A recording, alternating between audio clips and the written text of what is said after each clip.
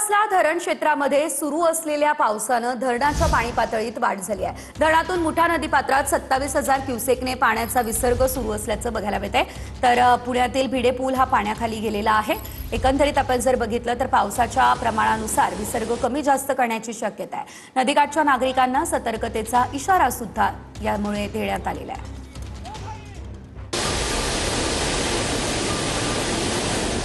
गेल्या काही दिवसांपासून घाट माथ्यावर सुरू असलेल्या पावसामुळे खडकवासला धरण 100% भरलंय।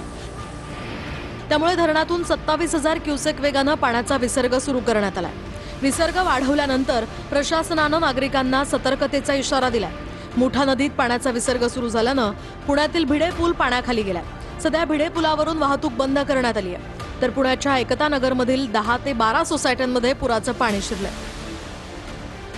काही इमारतींमध्ये कमरेपर्यंत पाणी आलंय।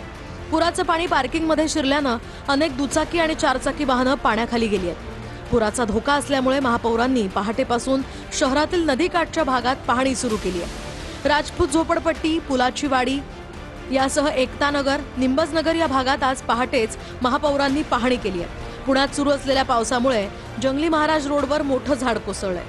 हे झाड कोसळल्यामुळे काही काळ वाहतुकीवर सुद्धा परिणाम झालाय।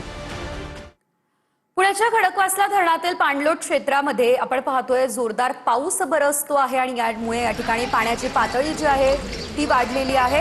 मोठी वाढ झालेली आहे। एकता नगर परिसरात मुठा नदीचं पाणी शिरलेलं आहे।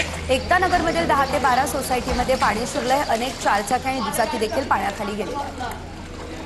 या संदर्भात अधिकची अपडेट आमचे प्रतिनिधी दीपक कापरे यांच्याकडून घेऊया। दीपक, आपण पाहतोय आता पुण्याच्या एकता नगरमधल्या परिसरामध्ये अनेक सोसायट्यांमध्ये पावसाचं पाणी शिरलेलं आहे आणि त्यामुळे नागरिकांचे हाल होताना दिसत आहे। काय अपडेट?